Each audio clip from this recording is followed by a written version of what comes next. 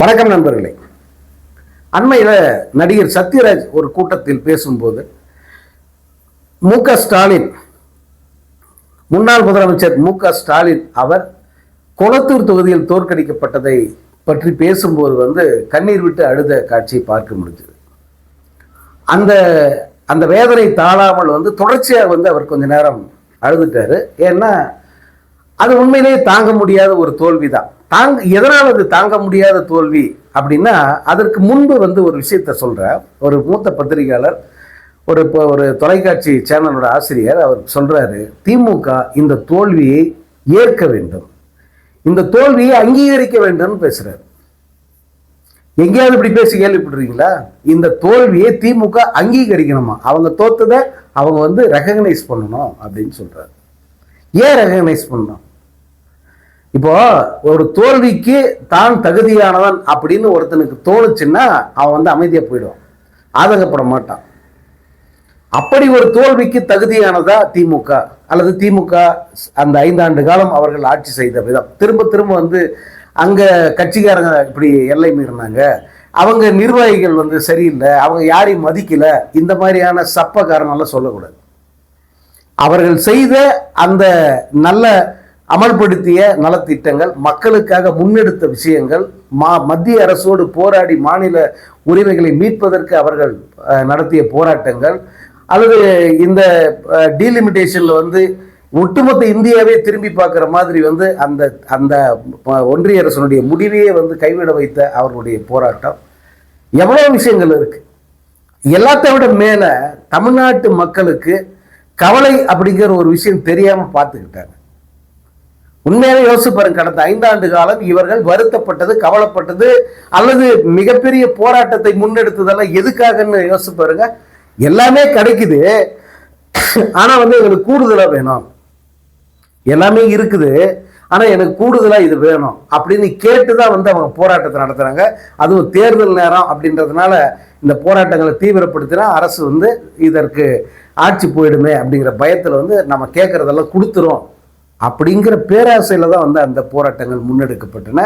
Of course இந்த துப்புரவு பணியாளர் போராட்டங்கள், அந்த போராட்டத்தில் என்ன நியாயம் இருந்தது அப்படிங்கிறதெல்லாம் நம்ம ஏற்கனவே பார்த்துட்டோம்.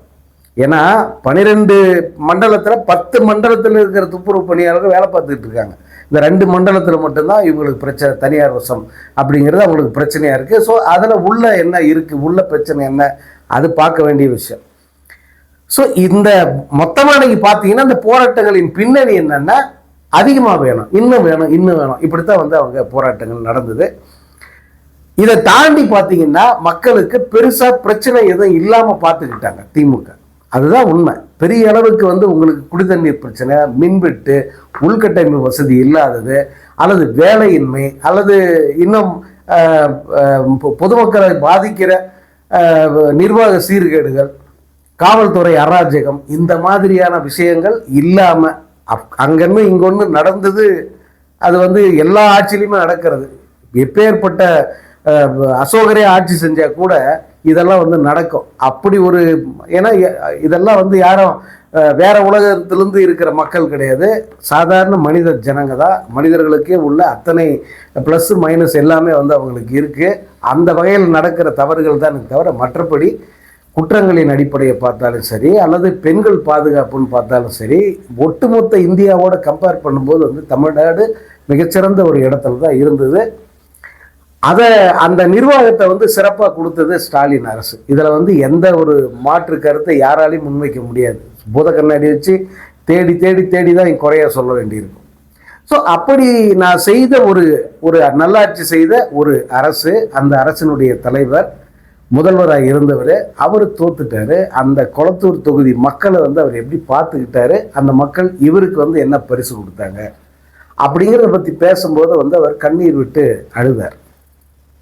அதை தான் இவங்க இந்த தோல்வியை திமுக ஏற்கணும் அப்படின்னு சொல்றாங்க. அவங்க திமுக மட்டும் இல்லை, திமுக அனுதாபிகள் மட்டும் இல்லை, பொதுவாகவே நடுநிலையோடு நின்று பார்க்குற யாராலுமே ஜீரணித்து கொள்ள முடியாத தோல்வி எதுன்னா இந்த 2026 தமிழ்நாடு சட்டமன்ற தேர்தல் முடிவுகள் தான். அது யாராலுமே வந்து டைஜஸ்ட் பண்ண முடியாது. அதுதான் வந்து இன்னைக்கு வரைக்கும் ரியாக்ட் பண்ணிக்கிட்டு இருக்காங்க. இன்னைக்கு வரைக்கும் வந்து நாங்கள் விஜய்க்கு சும்மா ஓட்டு போட்டோம், ஆனால் ஸ்டாலின் ஜெயிச்சிருவார்னு எங்களுக்கு தெரியுங்க. இது எத்தனை நான் வீடியோவில் சொல்லியிருக்கேன். இப்போ வரைக்கும் ஜனங்க அப்படி தான் பேசுகிறாங்க. ஸ்டாலின் போய் தோப்பாரா, அவர் ஜெயிச்சிருவாருன்னு தெரியுங்க. இந்த தம்பி வந்து நிற்கிறா, பசங்களாம் கேட்குறாங்களே என்ன சும்மா ஜாலியாக ஓட்டு போட்டேன், ஃபன்னுக்கு ஓட்டு போட்டேன் அப்படின்னு சொல்கிறதெல்லாம் நம்மளால் கேட்க முடியுது. ஸோ இந்த மனநிலை இருக்கிறதால தான் வந்து இந்த தோல்வியை ஏற்க முடியல. அது திமுகன்னு இல்லை, எல்லோராலையுமே வந்து ஏற்க முடியாத ஒரு தோல்வியாக இதை வந்து பார்க்குறோம். இப்போ அதிலிருந்து அவங்க மீண்டு எழுவாங்களா மாட்டாங்களா அப்படின்ற கேள்வி. நிச்சயமாக வந்து அவங்க மீண்டு வருவாங்க. அப்படி ஒன்று வந்து அவங்க ஒரேடியாக மிக மோசமாக தோற்று போயிடல. இந்த தேர்தலில் 59 தொகுதிகளில் அவர்களுக்கு பிரதிநிதித்துவம் கிடைச்சிருக்கு. 59 எம்எல்ஏக்கள் அவங்ககிட்ட இருக்காங்க. யாரும் வந்து எங்களுக்கு ஆட்சி போயிடுச்சு, வேற ஒரு குரூப் ஆட்சிக்கு வந்துருச்சு, நாங்கள் வந்து அதில் போய் ஒட்டிக்கிறோம், எங்களுக்கு பதவி சோகம் கொடுங்க அப்படின்னு கேட்டு யாருமே நிற்கல. ஒரு திமுக தொண்டன் கூட போல. மாறாக பல்வேறு கட்சியில் இருக்கிறவங்கள இந்த சோதனையான காலகட்டத்தில் நம்ம திமுகவில் சேரலாம் அப்படின்னு சொல்லி தேடி வந்து சேர்க்குறாங்க. இப்போ இந்த திமுக செய்ய வேண்டியது என்னன்னா, இப்போ வந்து இந்த தோல்வி பற்றி பேசுகிறவங்க பேசிட்டோம், இப்போ தாவேக ஆட்சியை பற்றி வெளுக்கிறவங்க வெளுக்கிட்டோம், அந்த இரண்டாம் மட்ட தலைவர்கள் அவங்க பேச்சை தொடரட்டும், அதெல்லாம் ஓகே. இப்போ ராசா பேசுறது, உதயநிதி பேசுறது, டிஆர்பி ராஜா பேசுறது, எழிலன் பிரஸ் மீட்டு, சத்யராஜோட அந்த பேச்சு, இது எல்லாமே வந்து இதெல்லாம் ஒரு பக்கம். இன்னொரு பக்கம் மிக தீவிரமாக திமுக களமாட வேண்டும். குறிப்பாக வந்து இந்த இளையோரை கட்சியில் சேர்க்கிறத ஒரு தீவிர இயக்கமாக மாற்றணும். நீங்கள் தேர்தலுக்கு முன்னே இதில் திமுகவில் வந்து வீட்டுக்கு வீடு போயிட்டு திமுகவில் உறுப்பினர் சேர்க்கை நடத்துனீங்கல்ல, அதை இந்த முறை தீவிரப்படுத்துங்க, இப்போ பண்ணுங்க. ஏன்னா இப்போ அண்ணாமலை பயன்படுத்துகிற உத்தி என்னன்னா, தேர்தல் முடிஞ்சது, ஒரு இப்போ எல்லாமே வந்து யோசிக்கிறாங்க, தப்பு பண்ணிட்டோமோ, தெரியாமல் அங்கே ஓட்டு போட்டோமோ அப்படின்னு ஒரு யோசனையில் இருக்காங்க. சரி, திமுக அதிமுக வேணாம், இந்த தாவேக ஒரு இந்த அளவுக்கு மோசமான ஒரு நிர்வாகத்தை தரும் அப்படின்னு சொல்லிட்டு எதிர்பார்க்காம போட்டுட்டோம். இப்போ இவங்களும் வேணாம், இப்போ ஒரு மாற்று இருந்தால் நல்லா இருக்குன்னு நினைக்கிறவங்கள கவர்வதற்காகவே வந்து அண்ணாமலை இந்த இயக்கத்தை ஆரம்பிக்கிறாரு. அது ஓரளவுக்கு வந்து சக்ஸஸ் அப்படின்னு தான் சொல்லணும். அதற்கு கிடைக்கிற வரவேற்பை பார்க்கும்போது அது சக்ஸஸ் ஆகிடுச்சுன்னு தான் சொல்லணும். இந்த இடத்துல திமுக மீண்டும் கோட்டை விடாமல் இந்த மக்கள் வந்து இப்போ ஒரு மாதிரி ஒரு சங்கடத்தோடு நெளிகிறாங்க. இவ்வளோ நல்லது பண்ண ஒரு ஆட்சியை வந்து நம்ம தவற விட்டோமே, நம்ம கோட்டை விட்டோமே, இப்போ வந்து நமக்கு இவ்வளோ தூரம் பிரச்சனைகள் இருக்குது, இதை முகம் கொடுத்து இந்த பிரச்சனைகளை எதிர்கொள்ளக்கூட துணியாத ஆட்சியாளர்கள் தான் இப்போ இருக்காங்க. ஸோ இந்த பிரச்சனைகளை வந்து எதிர்கொண்டு நம்ம அதை வந்து காப்பாற்றணுமே, அதுக்கு சரியான ஆள் யாருன்னு சொல்லிட்டு திரும்ப தேடுவாங்கல்ல, அந்த நேரத்தில் வந்து நீங்கள் காணாமல் போயிடக்கூடாது, களத்திலேருந்து ஒதுங்கி இருக்கக்கூடாது. நீங்கள் இந்த மாதிரி பேசுகிறதெல்லாம் ஒரு பக்கம், அதே நேரத்தில் மாற்று கட்சியில் வந்து சேர்றாங்க, அதெல்லாம் இருக்கட்டும். நீங்கள் சேர்க்க வேண்டியது யாருன்னா, இப்போ அண்ணாமலை முன்னெடுத்து ஒரு கூட்டத்தை உள்ளே சேர்க்கிறார் பாருங்க, அந்த கூட்டத்தை நீங்களும் கவர்வதற்கான வேலைகளை இறங்கணும். இப்போ அண்ணாமலைக்கு 13 லட்சம் பேர் 14 லட்சம் பேர் சேர்ந்துருக்காங்க அப்படின்னு சொன்னால், உங்களுக்கும் தாவேக்காவுக்கும் வித்தியாசம் எவ்வளோ? 17 லட்சம் ஓட்டு தான். இந்த 17 லட்சம் ஓட்டை புதுசாக ஏற்கனவே போட்டவங்க போயிட்டாங்க, இன்னும் போராதவங்க புதியவர்கள் இருக்காங்க, அவர்களை நீங்கள் கட்சி பக்கம் சேர்க்கணும். எப்படி அதை சேர்ப்பீங்க?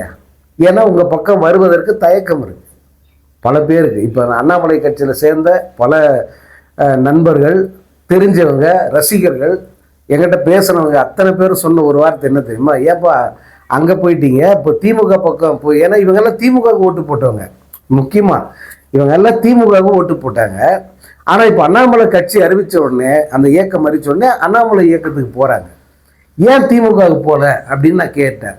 போகலாம் சார், போனால் யார் வந்து நம்மளை அங்கே மதிக்கிறாங்க, நம்மளை யார் வரவேற்கிறாங்க, நமக்கு என்ன இம்பார்ட்டன்ஸ் இருக்க போதாங்க, நான் போனால் வந்து எனக்கு ஏதாவது பொறுப்பு கிடைக்குமா, அல்லது என்னுடைய பங்களிப்பை செய்யறதுக்கு எனக்கு ஒரு வாய்ப்பு இருக்குமா? அவன் பொறுப்புன்னா அவனே பதவி வேணும், அவனே சம்பாதிக்கணும், அந்த நினைப்பில் அவன் கேட்கல. கட்சிக்கு புதுசாக போகும்போது அவனுடைய எண்ணங்கள், அவனுடைய யோசனைகள், அல்லது அவன் பணியாற்றுவதற்கான ஒரு களம் அவனுக்கு இருக்கணும்னு எதிர்பார்ப்பான். நல்ல பேர் எடுக்கணும், ஜனங்கிட்ட போய் நல்ல ரீச் ஆகணும், இது அந்த ஆர்வம், அந்த ஆர்வத்தை வந்து வெளிப்படுத்துவதற்கு அங்கே வாய்ப்பு இருக்குமா, கொடுப்பாங்களா அப்படின்ற ஒரு கேள்வி வந்து அவங்க முன்வைக்கிறாங்க. சரி, அண்ணாமலை மட்டும் கொடுத்துருவாருன்னா சார் அதுக்கு வாய்ப்பு இருக்குது சார். போனால் நிச்சயமாக வந்து நமக்கான ஸ்பேஸ் கிடைக்கும், நம்ம ஒர்க் பண்ணலாம், நமக்கு ஒரு இம்பார்ட்டன்ஸ் கொடுப்பாங்க.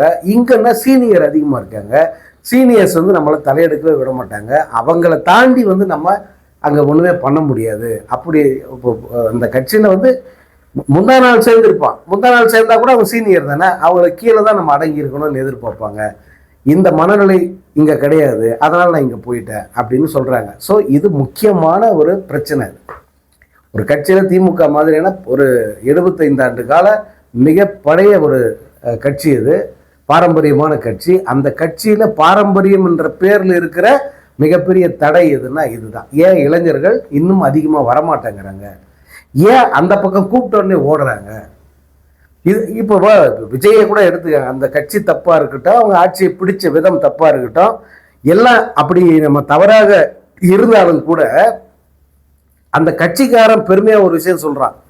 நான் நேற்று வரைக்கும் பிளாக் டிக்கெட் விற்றேன், நேற்று வரைக்கும் போஸ்டர் ஒட்டிக்கிட்டு இருந்தேன், நேற்று வரைக்கும் ரசிகர் மன்ற தலைவனாக இருந்தேன், இன்னைக்கு நான் எம்எல்ஏ ஆகிட்டேன், இன்னைக்கு நான் மந்திரி ஆகிட்டேன், என் தளபதியை நான் நம்பினேன், என்னை வந்து இந்த இடத்துல கொண்டாந்துட்டான் அப்படின்ட்டு வந்து அவன் பெருமையாக சொல்கிறான். அங்கே வந்து என்னென்னா அங்கேயும் இருக்கு, அது இனிமேட்டு வரும், இனிமேட்டு இந்த பிரச்சனைலாம் வரும். இப்போ இது வரைக்கும் அது இல்லாமல் இருந்தது. ஏன்னா புது கட்சி, யாரும் ஒருத்தர் டாமினேட் பண்ண அங்கே வந்து முடியல. எல்லாருமே வந்து துடிப்பாக இளைஞர்களாக இருந்தாங்க, அந்த வாய்ப்புகள் எல்லாம் கிடைச்சிது. வாட்டி இதெல்லாம் கிடைச்சிருச்சு, போயிட்டாங்க. ஆனால் இனிமேட்டு அவங்களுக்கு அந்த பிரச்சனை இருக்கும். இங்கே வந்து அதை எதிர்பார்க்குறான்னு நான் சொல்ல வரேன். அந்த மாதிரியான ஒரு வளர்வதற்கான வாய்ப்பை எதிர்பார்த்து காத்துக்கிட்டு இருக்கிற பல லட்சம் இளைஞர்களை நீங்கள் தயவு செஞ்சு கட்சிக்குள்ளே இழுங்க. அப்படி இழுத்தா மட்டும்தான் எதிர்காலம் வந்து இன்னும் நம்ம கான்ஃபிடெண்ட்டாக வந்து இவங்களை எதிர்கொள்ள முடியும். நீங்கள் ஜென்சி மீட்டிங் வைக்கிறது, இன்ஸ்டாவில் நிறைய அக்கௌண்ட்டை உருவாக்குறது, வாட்ஸ்அப் குழுக்களை உருவாக்குறது, இதெல்லாம் வந்து முழு வீச்சில் செயல்பாட்டுக்கு வரும்போது எனக்கு தெரிஞ்சு இதெல்லாம் வந்து அவுடேட் ஆகிட்டு இருக்கும். அன்னைக்கு வேற ஒரு உருவத்தில் வேற ஒரு, இன்னைக்கு இன்ஸ்டா பெருசாக பேசுகிறீங்க, இன்னும் 5 ஆண்டு காலத்தில் இந்த இன்ஸ்டாவுக்கு ஆல்டர்னேட்டிவ் வேற ஏதாவது கூட வந்திருக்கும். அல்லது இதையெல்லாம் ஒதுக்கிட்டு வேறு வகையான அந்த தகவல் தொடர்பு வளர்ச்சிங்கிறது வந்து வந்துட்டு இருக்கா, ஜனங்க அதை பயன்படுத்த ஆரம்பிச்சுட்டு இருப்பாங்க. அது ஒரு பக்கம். ஆனால் அந்த களத்தில் வந்து ஆர்கானிக்காக போராடுறது, ஆர்கானிக்காக மக்களை சேர்க்கறதுங்கிறது ரொம்ப ரொம்ப முக்கியமானது. அதை வந்து உதயநிதி ஸ்டாலின் வந்து கவனத்தில் எடுத்துக்கிட்டாருன்னா ரொம்ப நல்லது. இல்லைன்னா வந்து இவங்க எல்லாம் சொல்கிற மாதிரி வந்து திமுக அதிமுக 2 பேருக்குமே வந்து நெருக்கடியை விஜயா அண்ணாமலையும் கொடுத்துருவாங்க அப்படின்னு சொல்கிறாங்களே, அது வந்து உண்மையாக எடுக்கக்கூடாது.